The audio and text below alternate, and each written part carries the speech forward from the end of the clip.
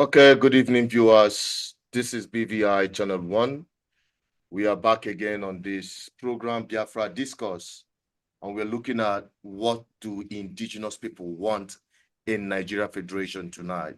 We are going to be joined by a diplomat with a deep sense of knowledge about the rights of indigenous people in Nigeria. As you know, is a federation of different indigenous people who have been formed into a nation state called Nigeria today that have not been working for all Nigerians. And now people are clamoring what would work for the indigenous people in Nigeria if their existential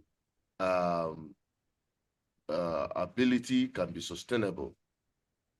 Okay, so that's typically what we're going to be discussing tonight, and also some of our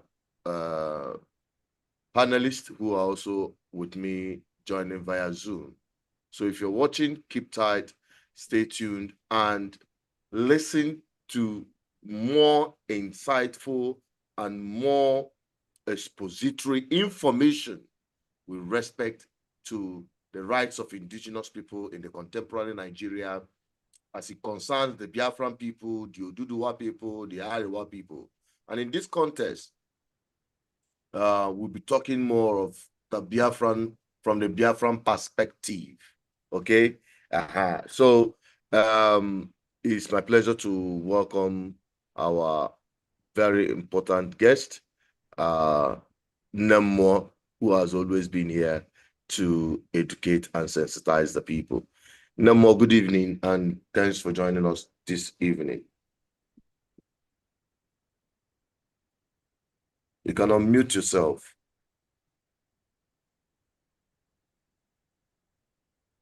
Thank you.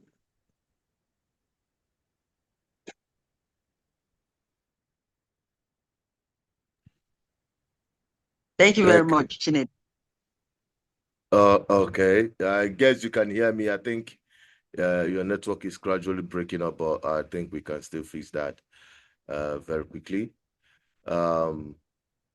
Nemo is here with us. I believe if our network is stabilized, we can hear very loud and clear. Nemo, confirm if you can hear me. I can hear you loud and clear. Oh, perfect, perfect. So we are good to go. We also have in the studio Ndubisi and Enugu. Ndubisi, can you say hello to our viewers very quickly? Hello, good evening to our viewers all over the world. Greetings to everybody. Thank you very much. And we have our one and only Henry. He's here with us tonight. Henry, say hello to our viewers as we fire it up. Yeah. Hello, viewers. Good evening to everybody. I'm still my humble self, Convin Henry Ebeborg. I'm honored to be here once again.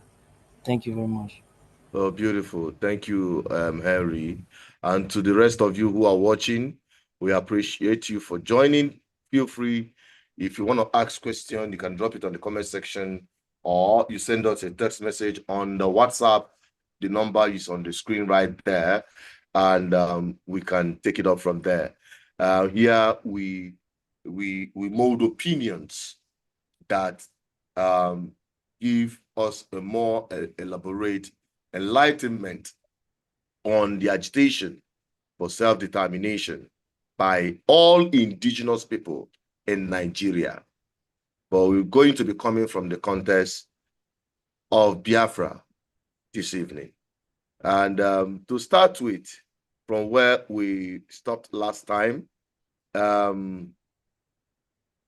Nemo had been a very integral part of the diplomatic missions for the right of indigenous people, especially as it concerns Nigeria, particularly the Biafrans.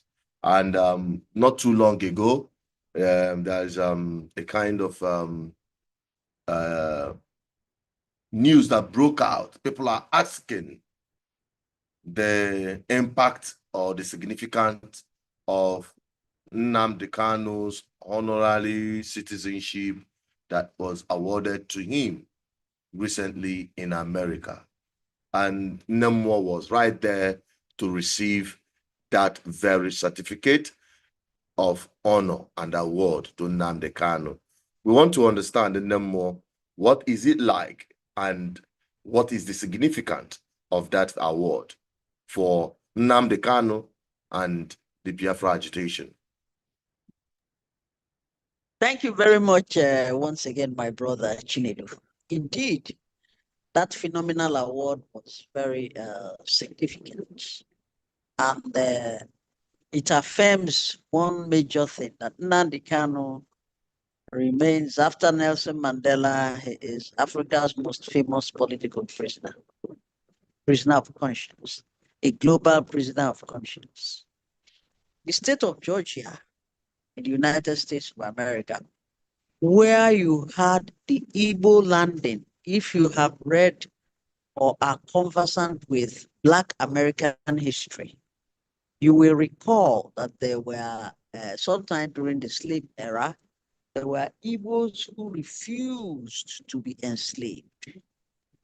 And after arriving in the United States, they banded themselves back, refused to disembark. As soon as they disembarked from the ship, they threw themselves in their chains and went back into the Atlantic and drowned instead of subjecting themselves to slavery. That site where the Igbo refused to be enslaved is today known as the Igbo landing. It is a historical site in America and a foundational event in Georgia history. It took place in the state of Georgia and has formed part of Black American history in Georgia. And of course, Georgia is the only legislative house in America that has the African Legislative Caucus, not just the Black caucus, the African Legislative Caucus in the House. So there's an African Legislative Committee, and they are very conscious of their history. So they follow the activities of Igbos and Igbo descendants throughout, and they found the resilience, courage, truth, and forthrightness of Mazen Nnamdi Kanu phenomenal and distinguishing. And there is also an Igbo son, a Sion of Enugu Agede, in the house, Georgia. The whole Georgia house agreed with him and moved the motion that Mazen Nnamdi Kanu is deserving of the rare accomplishment of the honor of the honorary citizen. As soon as he leaves incarceration, he is going to be given the keys to the city of Atlanta by the mayor of Atlanta. So it is an acknowledgement of courage, a singular acknowledgement of global justice, a distinguished affirmation of resilience and principles, an acknowledgement of discipline. We are proud that of all the Blacks, the distinguished Blacks in the world, the city and indeed the state of Georgia, through the efficacy of Representative Gabe Okoye, who sits in the House, representing one of the most powerful democratic districts in Georgia, was able to honor and acknowledge Mazen Nnamdi Kanu. It is a win-win for all of us. It is a global acknowledgement for all of us. Because he's incarcerated, we are unable to exploit the full value and the full meaning and the full protection of his citizenship. But I can assure you his honorary citizenship, that as soon as America is done with its current destruction in Iraq, that events will begin to be put in place to harness the dividends of this accolade. So Nnamdi Kanu is a worthy scion of the Igbo. Is an accomplished and acknowledged descendant. That is what has been acknowledged in Georgia and is also being processed in other states like Virginia, North Carolina, South Carolina, who also have a considerable amount of Igbo descendants and relics of Igbo history they are making. So the awards are not yet over. More will come. But it started with the state of Georgia. Thank you. All right, that's very nice. Thank you very much for that very explanation. A lot of people have had their own opinion about it, but this is a clear explanation as to what it is actually. And for that very award you received on behalf of Nnamdi Kanu, it shows clearly that he's a prisoner of conscience and he's a political prisoner, just like you said. And the tag on him as a terrorist, leading a terrorist group, would be giving another look, an interpretation from the international community for the fact that the world still recognizes him as a symbol of resilience, free speech, and agitation for freedom of oppressed people. So that having said that, let us quickly now dive into the issue of the indigenous people. In our last video or program, we elaborated more about who are indigenous people in Nigeria. We have actually classified those who are indigenous in Nigeria today, because as we have it, Nigeria is a federation of different indigenous nations by the British colonial powers, as it were, that brought about the amalgamation of Nigeria in 1914. And currently, as we speak now, the issue on the ground is going back to 1914 to the amalgamate Nigeria. That is the movement that is on course as we speak now. So Nemo, give us more insight on this for benefit of those who may not have followed us on our last episode. Yes, thank you very much. I did say that when the British came here without visas, they didn't just meet a heap of sand in the Sahara Desert or a thick jungle in the south of the equator. I mean, just the south of the Sahara. They met nations, indigenous nations, with organized kingdoms and high levels of education. They met people who God has put there.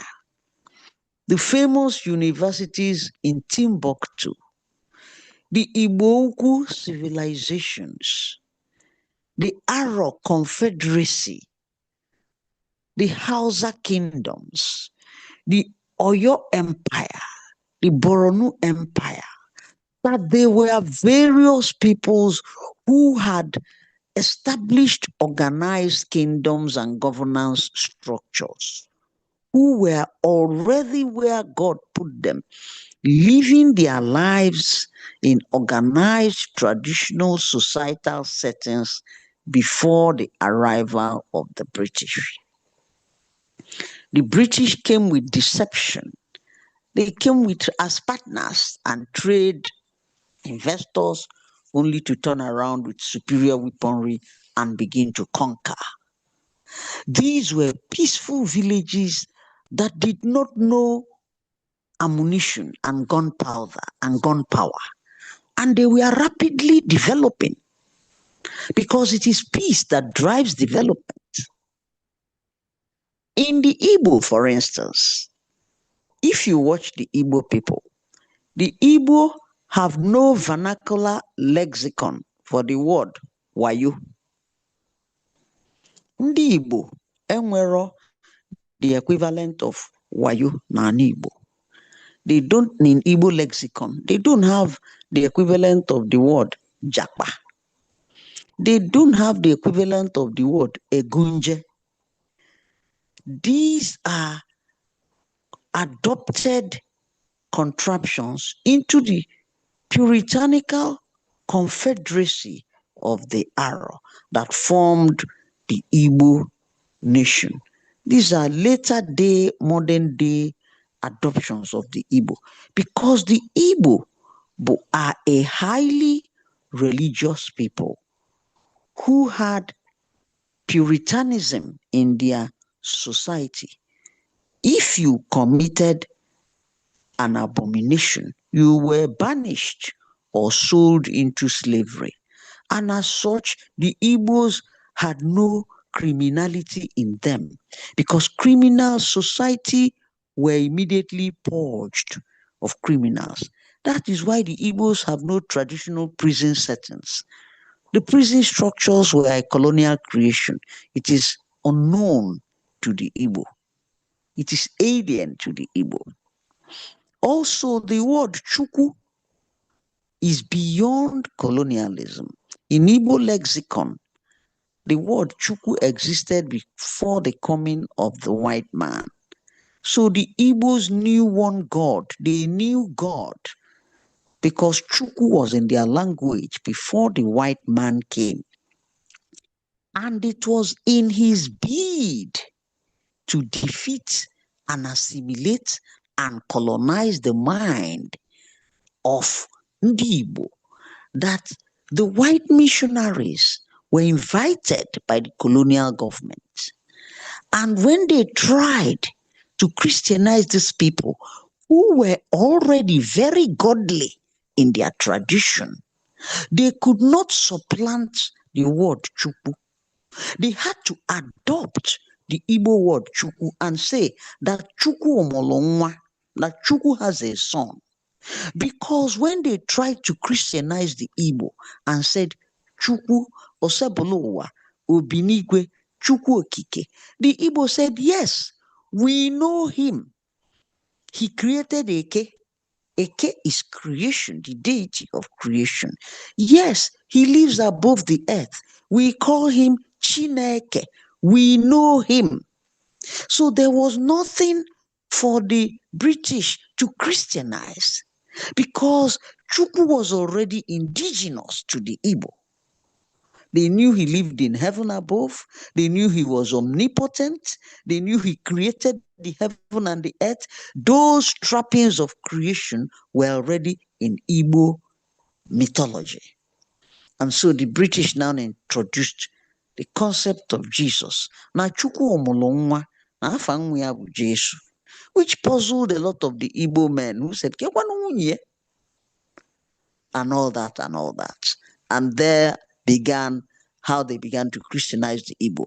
And that is why, even with the Islamic expansionism, it is difficult in Igbo land because the Igbos are inherently godly, not necessarily Christian, inherently godly by their ancestry and people. They always knew God even before the coming of Christianity. They were already a monotheistic people who knew one God who lived above the heavens and the earth. And their real name is Ndibo, an ancient people, as mentioned in the writings of Temer, the father of Abraham, of the dark-skinned people beyond the sunrise. So these indigenities were placed there by God. And in the conquest of the Aro, the long juju, but called Chukwu Ibini Okpabi, the shrine, that was the most difficult expedition of conquest in the entire British Empire, the conquest of the Long Juju. It took the British 2 years or 3 years and 800 men. They lost 800 British white soldiers before they were able to capture and decimate the Long Juju. And they were only able to accomplish that because of the work of saboteurs whom they were able to corrupt. Otherwise, the British could not penetrate the Igbo hinterland. What the Igbo did was when they wanted slaves, the Aro gathered all the criminals and ostracized people and people that had twins and all that according to their beliefs and sold them into slavery because they kept keeping the society Puritan. Ademalo, alobo, alose, bo alokose. You dare not infringe societal values. You were sold into slavery immediately. So society remained peaceful and Puritan. And therefore, when they didn't have enough of these very strong slaves with certain high standards of values in their conduct, that is why even in America they excelled and they were exceptional because of the background and the pedigree from whence they came. And when they couldn't get enough, they began to bribe and corrupt the Igbo to get more, and then they began to conquer and try to break into Igbo hinterland in order to make slavery give an all-out access. Of course, they did that without visas. And when they conquered Chukwu Ibini Ukpabi, that was how they now got unhindered access into Igbo land and began to decimate and destroy. And of course, one hand with the British colonialism and the other hand with the missionaries who came alongside the colonial state, because it was not only to subjugate them, they also needed to colonize their minds. Because in those days of conversion, when they said Saint Anthony, Saint Jude, Saint Mary, Saint this and that, the Igbo said, oh, but we have the deities. We have this one is the goddess of fertility. This one is the goddess of yams. This one is the goddess of festivals. So the Igbo were quick to link their traditional setup with the Christianity that was being brought to them. And they say, oh, no, your own is deities. I remember my grandfather asking, what is this Anthony or what is this Nicholas? And I remember one jester who said, oh, I think Nicholas means slap your wife. And everybody burst out laughing. They couldn't understand it. So because saint this, saint this, saint this, when you say, oh, this saint is known for this, the Igbo already had it in their mythology. This goddess was known for that. So, and if you wanted to mediate to God, you didn't go to God directly. You went through the Christian saints. The Igbo also had that in their mythology. You went through the deities, your Ikengas, your Chi, which was your guardian angel. When they brought the concept of guardian angel, the Igbo said, but this is our Chi, this is our Ikenga. So trappings of Christianity were already in Igbo mythology because they are an ancient people who knew the God of Abraham. So tradition and indigeneity means that you are where God put you. And all we are asking modern day Nigeria is to leave us where God put us. Yes, we lost a war. What we lost was our sovereignty of the sovereign state of Biafra. We never lost territory and we never lost our indigeneity. That is inalienable. That is God-given. Nobody can take it away. In spite of massive emigration caused by disenfranchisement and marginalization of the Igbo, they still remain, wherever you find them across the world, an indigenous people. You know them by the fact that they unionize wherever you find them. You know them by the fact that they always bring back their dead wherever you find them. And you know them by the fact that as soon as they are beyond Igbo land, they look for their brethren and they form a meeting to cater for and look for each other's welfare. When they come back home, they confederate. But when they go outside the homeland, they federate. That is the character of the Igbo. So that's our indigeneity. Thank you. All right. Thank you very much,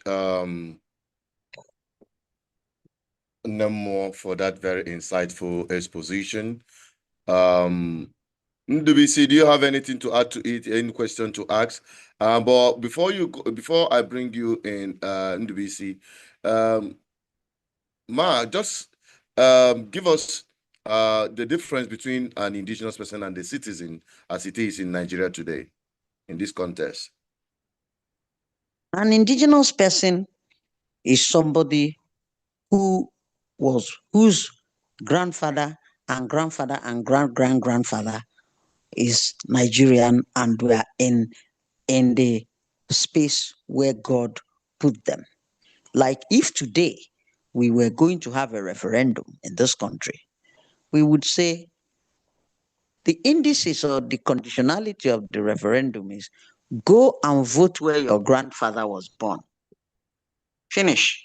That's the only condition. It doesn't matter where you live, or it doesn't matter where how many houses you have anywhere, or it doesn't matter that your state of origin or your children are going to school X and Y. You can only vote where your grandfather and your great grandfather were born. These are indices of indigeneity. That's what is called a plebiscite. It is tied to territory. Now, if you want referendum means where you live, okay, go and vote, like what we have in elections is a sort of referendum. But when you do plebiscite, you tie it to territory and indigeneity. So as it is in Nigeria today, we have the artificial concept of local government indigenship. That is a form of indigeneity, but you find out that it has been also bastardized, that people who go and get NIN can come and start shouting that they are indigenous of this local government. They have lived there for how many years? That is absolute nonsense. If your grandfather and your great grandfather are not from the place, you are not from the place. So the government is trying to artificialize indigenship in order to dilute the indigenous populations. So the difference between citizens is the artificial creation of government that shows you are part of a geographic area called a country, and people that were there before the creation of the country. That is the difference between indigenship and citizen. So if you emigrate to America or England, you become a citizen. But if you are here and you have always been here, and your 70-year-old or 90-year-old grandmother has always been here, then you are an indigent.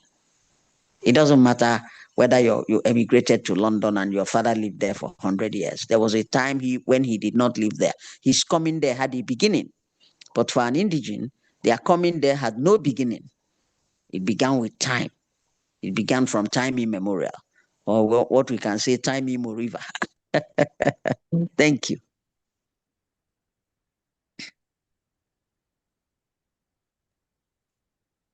Hello? Hello, Chinedu. Yeah, I'm with you. Thank you very much for that very explanation. NDBC, you can now come in. Let's get your own opinion if you have any question to add or any additions to make to her submission. Yeah, thank you, Chinedu. Mine will come in form of clarification from Nemo. There seems to be confusion everywhere in Nigeria, both from the educated class and those people who perhaps have not seen the four wall of the university. Confusion is coming everywhere. Hence, that is why we need clarity at this point. When we talk of indigenous, there are people, the political class, who are clamoring that Nigeria is a confusion nation state and country, but Nigeria is the country we have, according to them. And as a result, we should remove anything indigeneity. Like if you want to fill some forms, that you have some space where you are expected to feel where you are coming from, the origin, the indigenous, where you are coming from. So these people, school of thought, are clamoring that everybody should be the same. Whether you are from Yoruba, you can, as long as you've lived in Oka here for maybe a given period of time, say 10 years, that you are free to be addressed and recognized as indigenous of that place, and they have rights, every right. The settlers, the original settlers of Oka, for instance, in this instance, have that agitation is going on from a section of Nigerian political class. Now the question is, I want a clarification for Nemo to clarify on the merit and the demerit of such arrangement, so that the masses whom we represent as the voice of the people will know the right thing at any point in time. So such that when such discussion come up, the masses will shut it down and say that we are the owners of land. Nobody should confuse us with all these big grammars. So that is what I want to clarify, so that an authority like Nemo will still make some inputs there. Thank you. Thank you very much, NWC. What happened is that there are two things that happen with governments across the world. Number one is urbanization. Urbanization clusters populations together. And as governments urbanize, they seek control,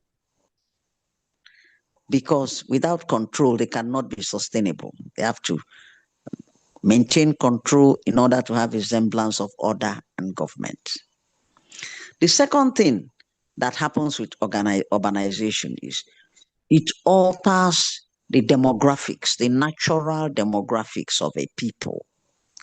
That is why today, no matter how angry Donald Trump was, the New Yorkers elected the first Muslim mayor of the city of New York, a Ugandan descendant of Uganda, Indian, and America, and the Americans nearly lost it. But New York had become so cosmopolitan, that is, everybody in the world has become so New Yorker, that is now the big apple, that even the indigenous, the Americans were outvoted, outnumbered, out this, out that. And they say, come on, is this still our country? That is what happens with urbanization. So in the case of Nigeria, what has happened is the political class, because of their greed, as urbanization expands and government infrastructure and development becomes placed, land values become more pronounced. And the political class seek to displace the masses. They build estates, they build this and that, governance structures. They take land by fiat, that is government power, and they do not compensate. They rarely compensate. So wherever you have urbanization, you have a landless class, people whose ancestors and grandfathers and great-grandfathers came from that area, and who, because of urbanization, they have nowhere to go, because they have been displaced by government, and this is where their fathers and fathers' fathers were, so they become landless, because they are already in their original indigenous land, and they have nowhere to go. I remember when the original suggestion by Muritala Mohammed for the capital of Anambra State was Nnewi, and Igwe Rizu said, no, keep your urbanization, keep your capital. We do not want to lose our land. And Nnewi today is one of the few cities that have what is called lumpen development. It is urbanized within its village setting. It is urbanized within its village setting. So it is a ragtag city because it was not structured. People's Anobi and people's villages have become, they have put their factories there, they have buried their dead there, they have, so it is lumpen development, it's urbanizing within the village setting. So you don't have landless in Nnewi as such, but you are beginning to have landless in Oka because the government has taken over some sections of Oka, map it out, this area is this, that one is stadium, that one is airport, that one is conference center, the other one is this and that. And they do not compensate and they do not provide resettlement programs and alternative lands for the indigenous. So you are beginning to have an Agbero, which is a Yoruba word, because the Yorubas are very highly urbanized. The new urbanization, they were one of the very earliest people to urbanize in Africa. So the Yorubas knew the word Agbero, the landless class. Aha. So that landless class is now beginning to emerge in Oka, Alaye, Agbero. These are words that are foreign to the Igbo. That's why they don't exist in Igbo vernacular, in Igbo lexicon. They are imported words. Yes, we know what they mean. Yes, we understand them, but they are not of Igbo origin. So that is what happens with urbanization. I don't know whether I've answered your question, but that's how the landless class emerges, by government action and by urbanization, because African governments do not cater for their citizens. They acquire land by fiat. They don't resettle, they don't relocate, and that's what causes all these problems, because the people whom you dispossessed their ancestral lands have nowhere to go. So they stay in their ancestral lands and become landless. Eventually, they become tenants. People come and buy those lands because government has mapped them out for urbanization, gives you C of O, right of occupancy that dispossesses the indigenous owner, and the poor indigenous person becomes your tenant. That's what happens, and that's one of the things where we can know about this indigeneity thing, what urbanization and modernity has done to indigeneity. That's why we must be careful, and as we plan our development, we must be careful about urbanization and indigeneity.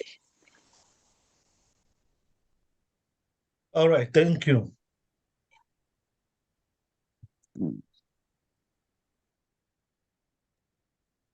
Yeah, Chinedu. the BC.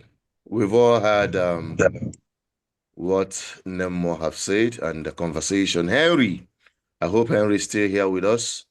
It's up to you. Let's get your opinion with respect to the discussion we've said so far. Do you have anything to add to what Nemo has said, or you have a question? Nothing Then more. Hello, can you hear me, Chinedu? Go on. For my side, I think I must commend Nemo for the wonderful expository so far, as per the subject matter and some of the things they are doing concerning Nado Kanu. My special gratitude also go to Gabe Okoye. I think I've come across some of his interventions in other platforms, and he seems to be a very strong gentleman. So I want to commend Nemo and Gabe Okoye. Nemo, I want you to help me to understand, because I've tried to, the bone of contention and our issue we are discussing is citizenship versus indigene. So I want to contextualize it with being an Igbo. Because why I'm asking this question is because for some time now, within the Igbo, because I've come across some books and textbooks where sometimes I try to research, understand who is actually an Igbo person. And what we are seeing from most of the textbook, there are instances the Ohiafia man will say, oh, my grandfather is a progenitor. The man will tell, oh, this is where he started. Then you now have the account of the Northern Igbo. I hope you know about that story. Those are our people that still exist and abort in parts of Benue. In fact, at a point there was skirmishes between Igala and northern part of Igbo that today there's a lot of issues. They now talk about the Ekumeku, that is the present day Anioma, and some swaths of territories along the riverbank that is shaded into what we call Niger Delta today. So how do we, because we cannot, if we're unable to solve this problem, we cannot discuss an indigene and a citizen. I hope you understand what I'm saying. Yes, what has happened is that is part of the wickedness of the British, what they wrought on the Igbo.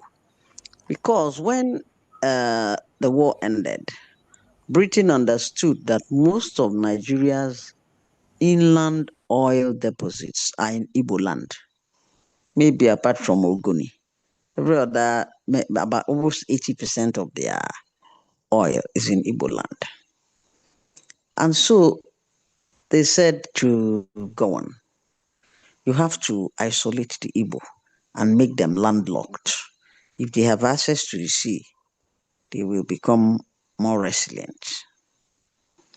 And so from there, they did the abandoned property. That's only why it's the only place in Nigeria it happened. Igbos didn't lose property in other parts of the country, except the abandoned property in Port Harcourt and balkanizing Igbo land, taking the Okwa clan, divided it into two, put half in Rivers, put the other one in Imo, taking the Egbema clan, did the same thing, taking the Azumini, put some in Cross River, Akwa Ibom, and the other one in Abia. They went up to Ebonyi State. They went to Cross River. They took Itigidi from the Abakaliki side, put it in Cross River. They came to Benue State. They divided the Z and they put them in Benue. And they are one of the most disadvantaged peoples in the country. They have voiceless. The TVs and the domas don't give them any access to the state government. They've never had representation, not even at local government levels. Completely voiceless. We have to go on a rescue mission to get them back. And they took, the same thing happened to the Igbo in Ibanke. In short, they had to change their name from Ibuakere to Ibanke. When one of their sons who served in the military rose to become governor of Bendel State, Chinedu Obemudia, who changed his name from Chinedu to Osaibovo Obemudia. And Nkabibo in Auchi local government, we say Nkabibo. So who changed their in indigenities. And there are some other Igbo, this thing in Abo. I think one of the governors changed from Obi of Abo to Deni of Abo. And you see the Igbos also in Bayelsa State. In Bayelsa State, they are also there. So what has happened in these areas is that what has happened in this scenario is that it was a deliberate policy of balkanization of the Igbo in order to weaken them, because the world had never seen the courage and resilience and unity that came with the Igbo sustainability to sustain the war with their bare sheer determination and efforts. So they balkanized the Igbo and put them in various places where they made them minorities. When Buhari called the Igbo man, the Igbo nation, a dot, he did offer Nnamdi Kanu, okay, take your Southeastern states and go. And Nnamdi Kanu said, nothing like that. I will take every single Igbo territory and every single Igbo man with me. That was how some of the earlier rapprochements between Mazi Nnamdi Kanu and the federal government broke down. because he said, all my people must come with me. They will not remain slaves nor minorities anywhere. And like I had said earlier in this forum, there's a seminal work that probably within the next 90 days will be released, where he tried to find every Igbo community, household and umunna by umunna, saying that they are going to come together to form the new nation of Biafra, and they will form the original basis of governance, where there will be no political parties, and decision will be made from the bottom to the top. So there is effort in identifying who have the market days, the 4 market days, Oye, Afo, Nkwo, and Eke. Some people now call their own Iye. Some people call their Nkwo Oku. But Eke remains Eke. The Eke, the goddess of creation. Then places where their women tie 2 wrappers with a scarf, why their women tie 2 levels of wrapper with a scarf. Places where sometimes where they have been enforced to be monarchical, because the Confederal Igbo were enforced to be monarchies in 1971 by Gowon. Obi, Eze, Igwe, Ezala they are not indigenous to the Igbo. They are federal structures that were forced on the Igbo because Gowon wanted a format to be able to govern the Igbo like the Fulani. So the 19 edict number, I think 18 of 1971 under Obabia Sika forced the Igbo, you must give us kings. And every Igbo community was divided up and say, produce a king. It happened in Nigeria's history under Obabia Sika. And so people were submitting the names of people for Igwe, Obi.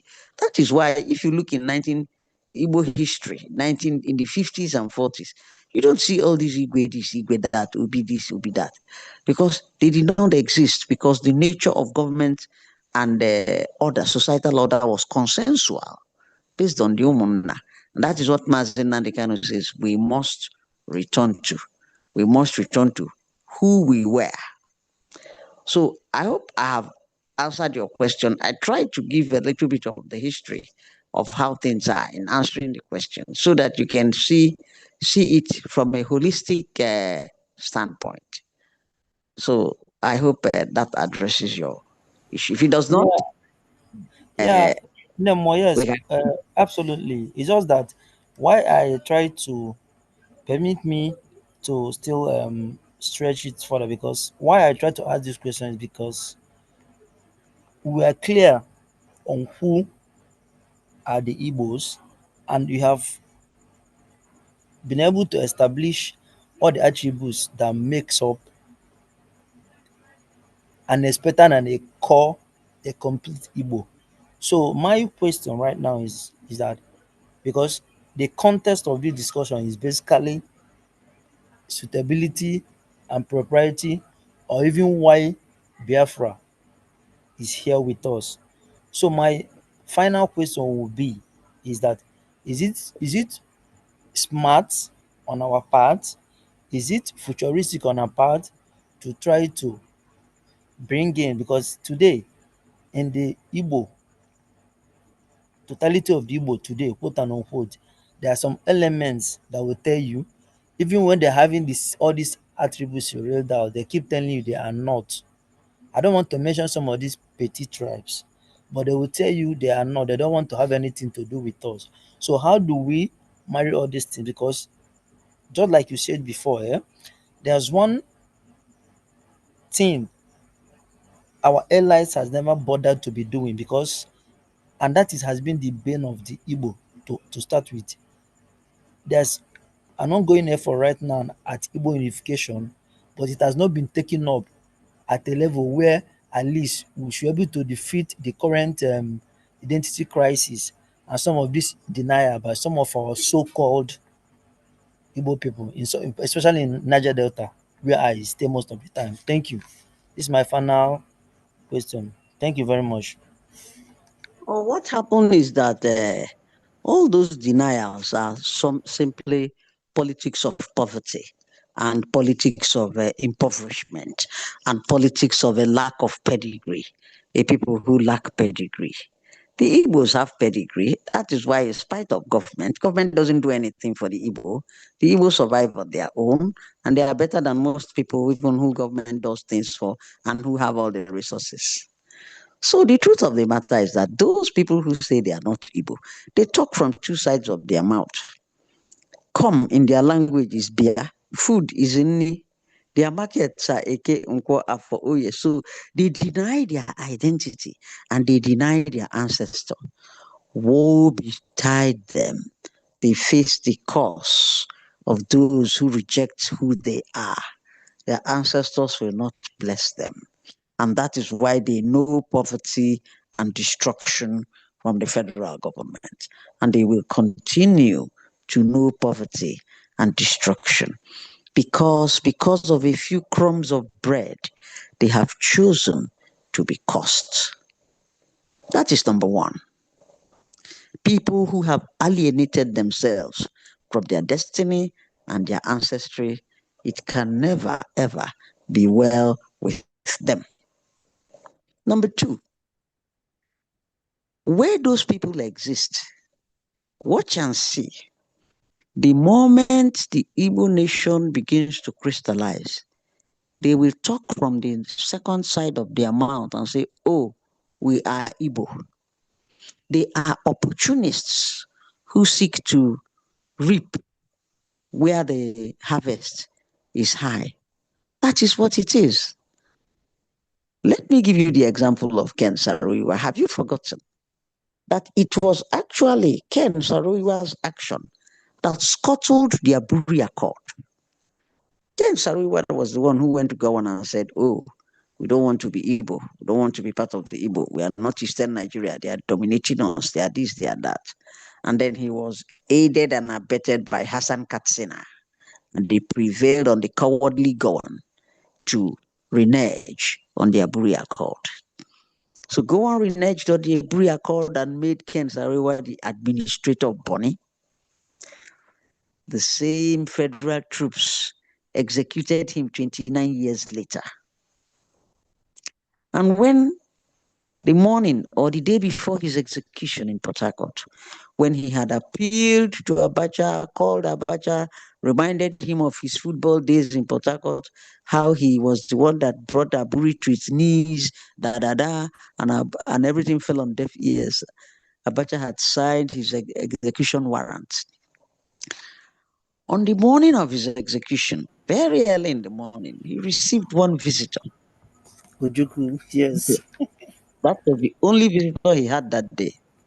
And that man was Emeka Ojukwu. And the Emeka Ojukwu came and stood by the window. What did Emeka Ojukwu say? Ha, ha, ha, ha, ha. Good morning. Yeah. Good morning, Ken. Ha, ha, ha, ha, ha. And he was transfixed. He had nothing to say. He was ashamed. She was ashamed that went it him beyond the grave for betraying his ancestry. Yes, Ogoni are not Igbo, but he betrayed his own and he had nothing to say. So he jettisoned and betrayed his own. He sided with the government of the day. He said he was not Igbo, that the Igbos were dominating him, this, that, and the same federal troops whom he ran to first executed him 29 years later. That will be the fate of any group. They are not Igbo. Their children will know servitude and they will remain a perpetual minority. I don't blame the Banke who have come out clearly from Edo State to say, please, we are Igbo, because they know what they suffer in Edo State. And they know what will befall their children if they do not return. It will be worse than the children of Egypt under the pharaohs. And when you see what the Egyptians, when the Israelites went through in the Egypt of the pharaohs and decided to undertake the 40-year trek, what will befall them or what befell the Egyptians will be child's play. That is my response.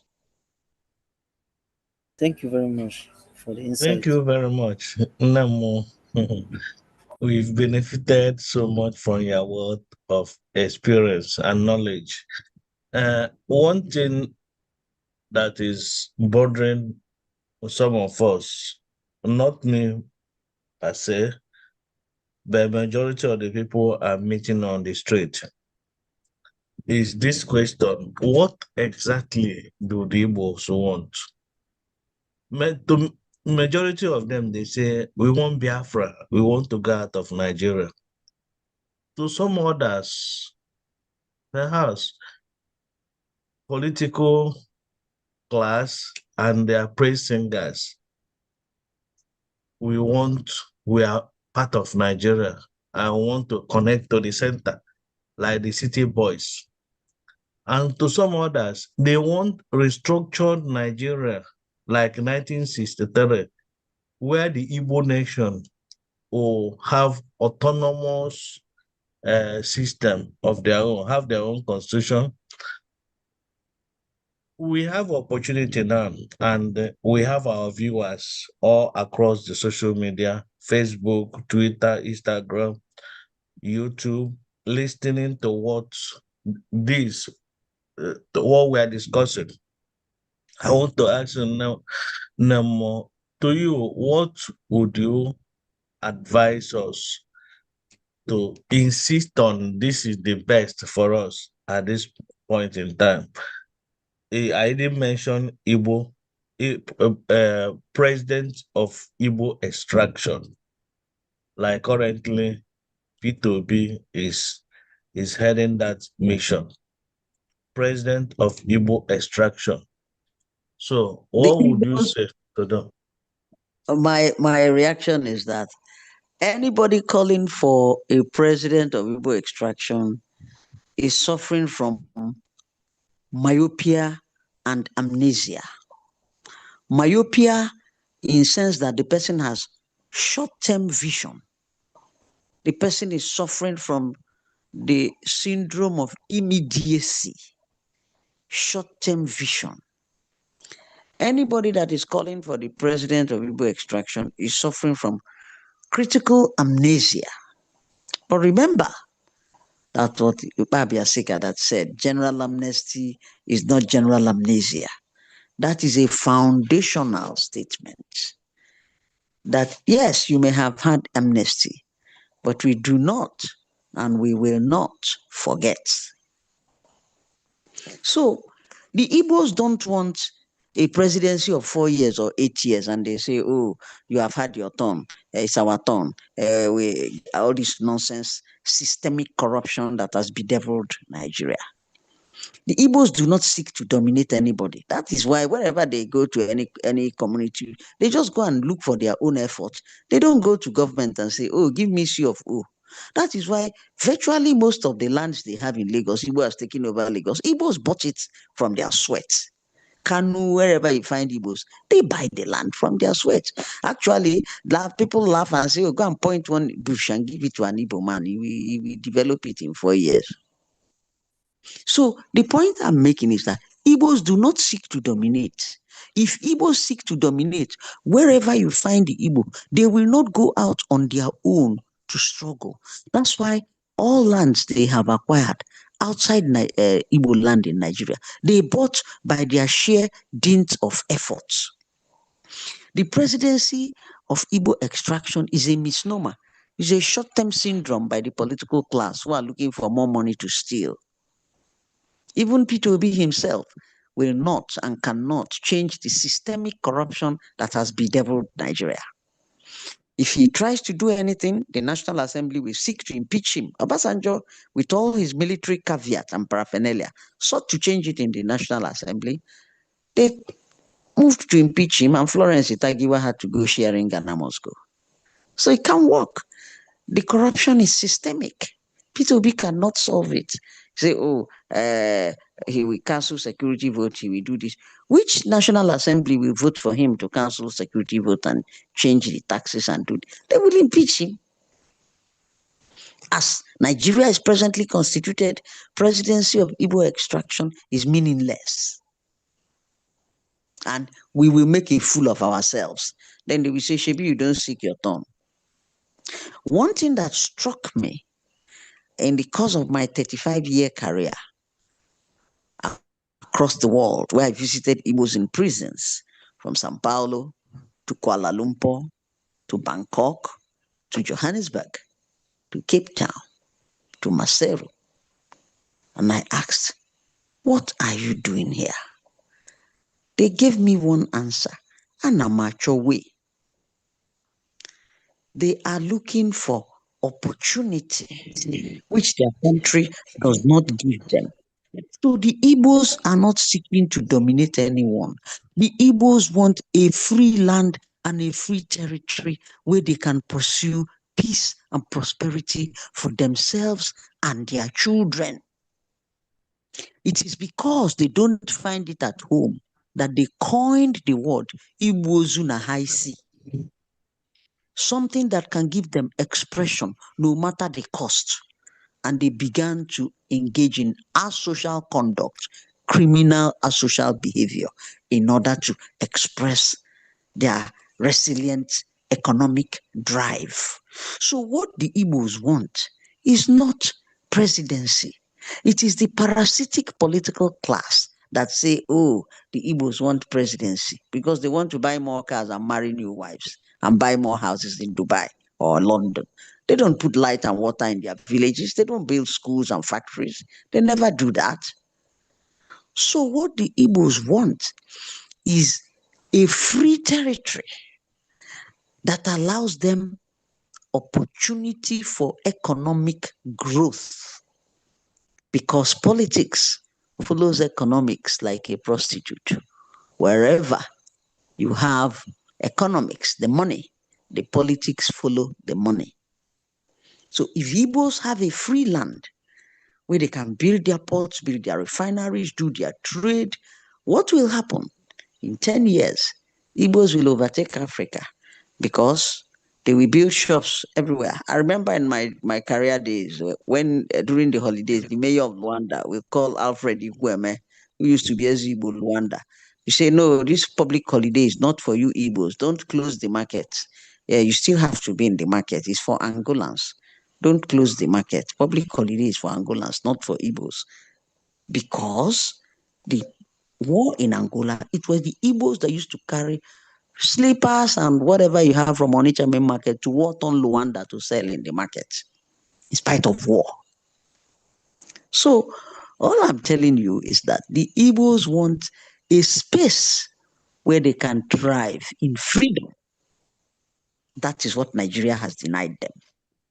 Whatever they want to do, Igbos export this, export that. You have an Igbo man and a Yoruba man importing containers from China. The Yoruba man pays 5 million, the Igbo man pays 18 million on the same goods, the same tariff, the same system. Then you have all the Igbo containers, they seized, the containers are taken to Kanu. The Igbo man goes around and goes to Kanu to buy them and sell them at triple the prices, buy them again. A container he has imported that has been seized. So all this nonsense is what the Igbo man wants to be free of. He buys land, he builds plaza in Alaba. They say, oh, this plaza was in a canal. Meanwhile, the plaza has CFO, but it was in a canal. So it is the nonsense of this systemic oppression and marginalization and exploitation that the Igbo want to be free of. The Biafra the Igbo aspire is a Biafra of freedom from economic servitude. They want freedom. That is what they want. When they say Biafra and they follow Mazi Nnamdi Kanu, it is because Mazi Nnamdi Kanu promises emancipation. It is because he looks at a vision that is devoid of marginalization. It is because he looks at a vision that knows no quota system. It is because he looks at a vision that acknowledges merit and competence. That is why the Igbo follow him. I mean, did Mazi Nnamdi Kanu share money to anybody? So it is because he has seen the resilient spirit of the Igbos and what the Igbo wants. That's why Mazi Nnamdi Kanu resonates Biafra. When the Onitsha main market, when the now, Onitsha main market, they go let me Nnamdi. ask you at this point in Nemo, let me ask you, because you said Igbos follow Dande. But at certain point, Nnamdi himself will ask for confederal system, not just a separate nation. I could remember when he had audience with governors in Enugu, he asked them that we need a port of our own. We need this, we need this, we need this. He didn't ask them for Biafra. He said, no, it's not what he demanded. Now, if you have That is opportunity, what I'm saying. uh, if you have The opportunity, current trend is not big. It is uh, the Igbo nation, the okay, Igbo nation, the Igbo okay, that do not seek to dominate anybody. That's why wait, I subscribe to the Yugoslav model. is We it, do not, okay. yeah, No, what I want to yeah. ask, if you have opportunity now, tomorrow, to be with Nnamdi Kanu, would you advise him to join APC, to achieve that kind of Biafra or that kind of system he desire with through APC? Nnamdi Kanu can achieve, Nnamdi Kanu can achieve the confederation that gives us the Igbo nation without membership of the APC. The APC is a decadent political conflagration. It's very decadent. They are so decadent and they do the politics of immediacy. And they have the only best thing for Nnamdi Kanu is to continue in his trajectory, to seek for the Igbo nation of the core puritanical Igbo that seek no domination, no Calabar, no Efik, no Calabari, no Idoma, no Ibibio, no Bini, no nothing. Core puritanical from all contraptions, from Nsukka to Ahuta, from Abo to Arochu, wherever you find them, and bring them back together in the homeland where they can now seek peace and prosperity, because it is peace that drives prosperity. And when that happens, the other little hegemonies would seek to join the Igbo. Because when the Igbo have a homeland, for instance, let's assume now, let's have an imaginary Igbo homeland. Let me ask all of you a question. There is this imaginary Igbo homeland located somewhere in the southeast. There are 11 airports, 11 international airports. There is a cargo airport in Owerri. There's a international airport in Enugu. There is this, that. There is a seaport in Aba. There is a dry port in Afibu. There is this and that. What do you think you will be doing in Lagos? There is Onitsha Business School. The Taiwan Stock Exchange has come and established a branch in Owerri. That the Brazilian factory that makes the legacy jets is now building legacy jets in Ihamufu. That the South African gold mines are now in yes, it's what do you think you will be doing in Lagos? Any of you answer me. And this imaginary Igbo land that I've told you is achievable in 5 years or 10 years of Igbo emancipation. When you look at what Barton Naji did with electricity, in spite of institutional obstacles, deliberate institutional disincentives, and he still did it, that will show you what the potential of the Igbo is. Why is it that of all the places that the Chinese want to apply, they have applied for consulate in Igbo land? They didn't approve for them. They didn't approve, say, go to Port Harcourt and establish consulate. They said, no, we don't want to establish in Port Harcourt. Give us somewhere in Igbo land. Let us choose where. But they say, no, we won't give you Igbo land. And so they have no consulate here. So that is the truth. This imaginary Igbo land, if we have it, none of us can assure you the outside Igbo land will live and thrive in harmony and prosperity in our country. and people will come to seek Biafran visas, and they will not get.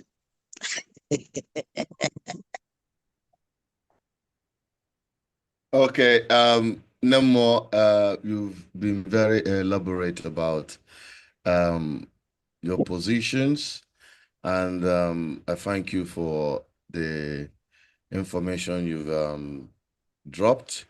It's really inciting and informative. Now, talking about Igbo emancipation, do we really need the Nigerian system to approve of our emancipation? Do we really need to No, wait? there's something that's happening now. Maybe you are not following. No, I'm going somewhere. You made mention of it actually when you mentioned Bat and Naji. Okay. What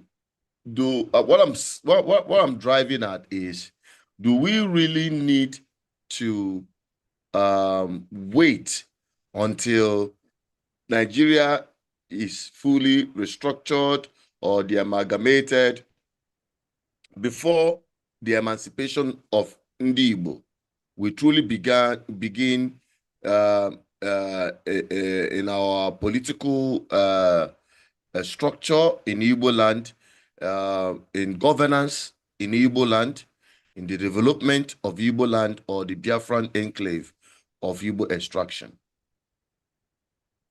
What is happening now is that every Nigerian indigeneity wants a region of their own, and the Igbos will want a region of their own too.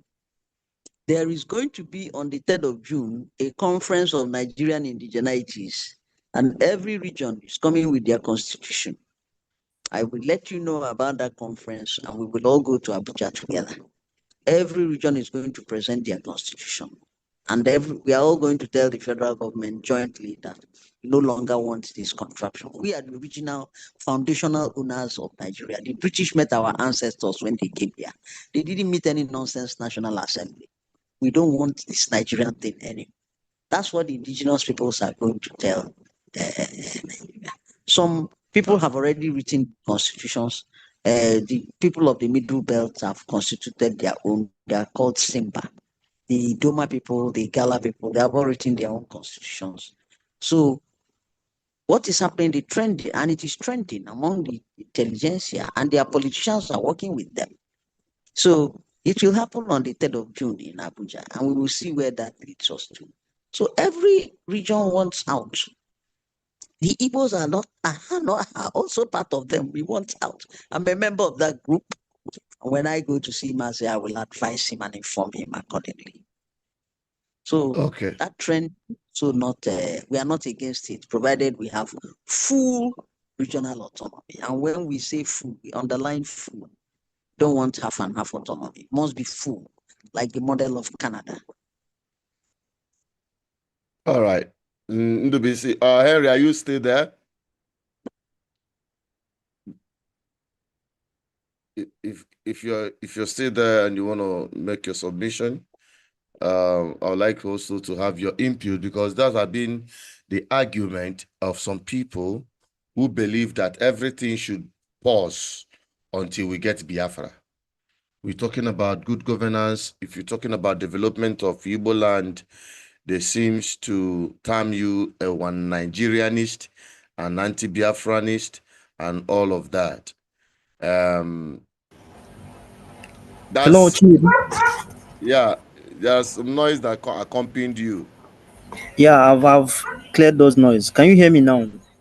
Yeah, go on, please. Okay, yeah. So I want to not to actually oppose or impose, but if you look at the what I call tricycle of options we have as a people,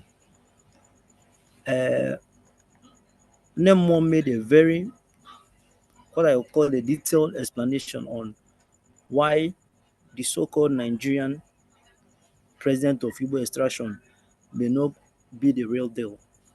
There are a lot of issues that one needs to be contented with if you want to pursue that route. So if you now want to say that they want to go for a full nation state Biafra, then is another plausible option that has its own merits and demerits. Then you talk about going back to where we were before the white man came, which is confederation, or what some people could say federation. But my point is this: in all of these things, you cannot pursue one either of them to logical conclusion if you don't address the issues of leadership, because experience and time has shown that you don't procure or manufacture or wake up and wish up for good leaders to emerge. All these, out of the three, who need good leaders, very different from the set we have now, that are self-satisfying, people that have the elements of service and have the people will call the MIO Barras 2.0, that will take ownership and dead all the grievances that build up to what we situation we currently find ourselves. So for me, it's a question of first of all getting the elites that should show leadership, because the problem I think we have as a people, or what we call Obasanjo call pseudo leaders, you find out that over the years, the people we present or purport to represent us, both at the federal, even right here home, they've lost him, they've missed the point, they don't understand the assignment based on what the Igbo is going to the current Nigerian construct. So for me, whichever one you want to take, I don't want to very specific, but if you want, if it's for me to impose my opinion on everybody, I will still say, because I will personally feel that while we have the what we call a Biafra of the idea, we can develop our region, develop the homeland, and make it that China or Dubai want to make it in Nigeria, then Nigeria will come and beg for participation. Then we can now speak the terms of coexistence. That's what I feel for me personally. But if anyone want to go, we must understand that whichever one we're going with must be people with people that knows the assignment, which is that because we have God-given talents, we are first class, A-list Homo sapiens, that is, individuals. We have a very high intelligence quotient, but it has not found expression in what we are seeing in the set of people that tend to present us. So that has been the major problem of the Igbo. So you find out that even at our own level, we have this problem of failure of leadership. That leadership and elite conspiracy against the commoners is what some of us are wary of.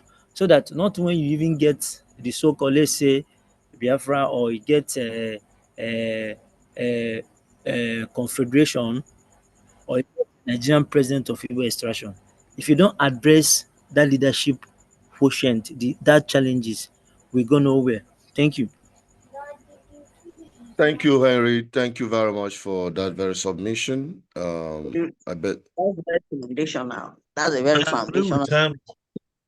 I agree with him, and I can assure you that it is going to be looked at, because not any Tom, Dick, and Harry and nonsense come with a bag of money. Sure, the more money you have in the new constitution, you must declare how you got it. It's not business as usual. So there are certain things you cannot have in America.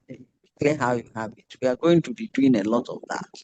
So those are not going to be the indices of leadership. And anybody that has led in anything from 1967 or 1963 to the currently, they have been part of government at any level, you will not be considered for being part of the new Biafra.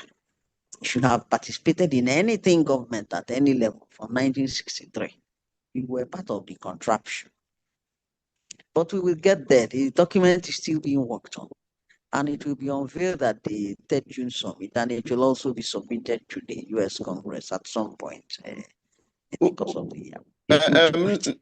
Nemo, wouldn't that amount to further sabotage by the characters or categories or class of political leaders we have today from the Biafran instruction to sabotage the whole process, knowing fully well that the documentation, when the new system is installed, they are completely, they have no place. They cannot, it's a process they can't stop. I can assure you it's a process they can't stop. They cannot do jack about it because they are part of the old dispensation. Would you not argue that it will amount to dispossession of their right in the new Biafra? Oh, they can have their individual rights as persons. They can have their individual rights as persons, but the time has passed when they subjugate the masses and take the masses and the people's resources for a ride. Nobody does that. You do that, you'll be executed. There's intolerance, zero tolerance for corruption. Have you ever heard of corruption in China? Go and play those games in China. You hear what the Chinese do to you. We must get our country right. Times when people come and do what they like, because you know why Nigeria is like this? Because there's no sanctions and reward system. The very first thing the new constitution is placing is a sanctions and reward system. It is the failure and absence of a sanctions and reward system that has kept Nigeria like this. There is no penalty for criminality. You catch somebody, hand him over to the police, tomorrow he's out, he's laughing at you, and you can't do anything. That is what has kept us where we are. And that's the first thing the constitution will address, the document will address. We will get there. All right, that's very understandable. We are coming very close to the end of the program. At least it's been nearly an hour, 30 minutes on this very conversation. It has been very insightful with Her Excellency Ambassador Nemo Uche Ajolo. Okay. She had been a very resourceful personality, a diplomat, and a very staunch believer in the right of indigenous people for self-determination, and she's committed to it. And that's part of what we are talking about this evening. And with us, we have BC and Enugu, and also Henry in this discussion. And we appreciate those who have been dropping comments on the comment section. We appreciate you, and we hope that like we've made it every Monday, we'll be having this conversation and more engaging. We're going to make it more engaging in the subsequent one. We're trying to perfect this very live interactive section. So if you are here this week, bring in someone else next week. Let the world know that we're having this conversation. You know, the important aspect of this conversation is that we build momentum, because the words we speak here are life into our freedom march. So that is basically it. So make sure you make a time with us every Monday evening from 8:30 p.m. to about this time, so that we can engage in this conversation and map out opinions that will shape our agitation for self-determination. At this time, I have to give Nemo an ample opportunity to give us a closing remark.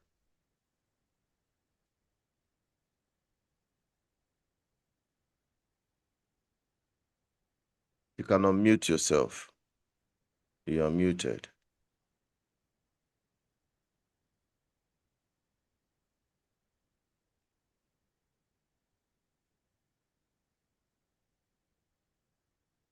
Okay, I don't think Nemo seems our network threw out. Let's get Ndubisi's opinion, then that of Henry as a closing remark very briefly, so that we can wrap it up. All right, Chinedu, thank you so much for being there for their people.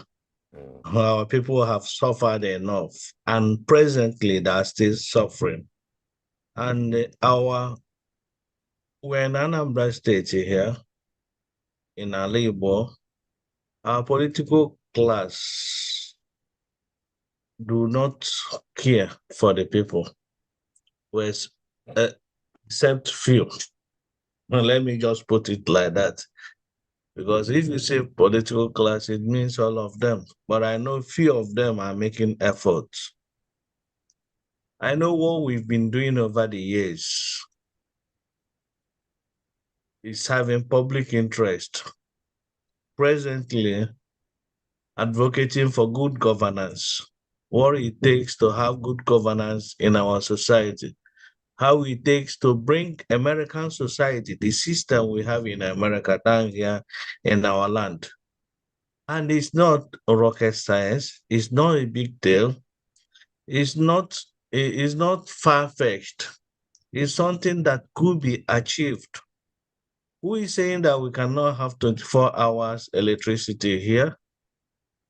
Over there in Cameroon, Cameroon is an African country. My own brother is over there in Cameroon. Oh, we call him 2 years, 3 years. And they walk. I'm going to get walk about some few minutes. I can announce na a ga-enwekwa blackout. A ga-enwekwa for 5 minutes, for 2 minutes. That time it will take you. That will show you then we're responsible people in charge of that very sensitive sector of the economy, electricity. Because without electricity, you cannot industrialize, you cannot create jobs.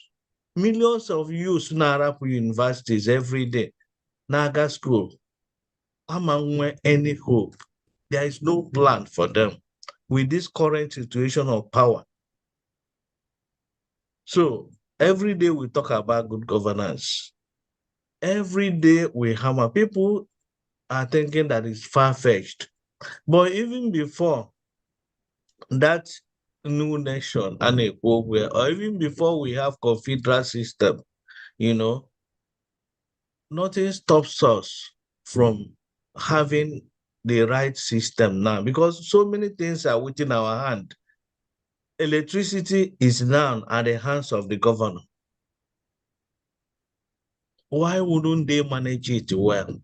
Why wouldn't they invite invite in Docha, Noburoze, EEDC, Emekofo, and some investors? And general for one local government and invite people from Singapore, people from Brazil.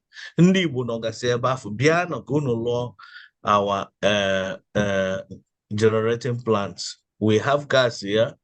Open a federal government they use the gas. We can start shouting. Let the governor start shouting. The gas is not within my control. I have distribution company, so I have this transmission company. I have Genco, but now the problem is gas. Let the governor start shouting.